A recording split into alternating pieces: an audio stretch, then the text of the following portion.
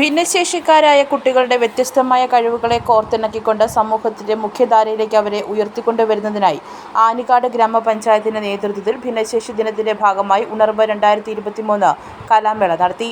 ഇതിന്റെ ഉദ്ഘാടനം ആനിക്കാട് ഗ്രാമപഞ്ചായത്ത് പ്രസിഡന്റ് ലിൻസിമോൾ തോമസ് നിർവഹിച്ചു. ഗ്രാമപഞ്ചായത്ത് വൈസ് പ്രസിഡന്റ് ലിയാഖത്ത് അലിക്കുഞ്ഞ് റാവുത്തർ അധ്യക്ഷത വഹിച്ചു. നമുക്കറിയാം, നമ്മൾ എപ്പോഴൊക്കെ ആണെങ്കിലും ഭിന്നശേഷിക്കാരെന്നൊക്കെ പറയുമ്പോഴും നമ്മളെപ്പോഴും അവരെ ഒന്ന് വേർതിരിച്ച് നിർത്തുന്ന ഒരു പ്രവണത നമുക്കെല്ലാം ഉണ്ട്.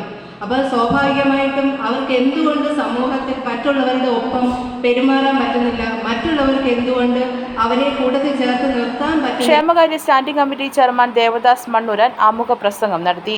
ICDS supervisor doctor Sindhu PG മുഖ്യപ്രഭാഷണം നടത്തി.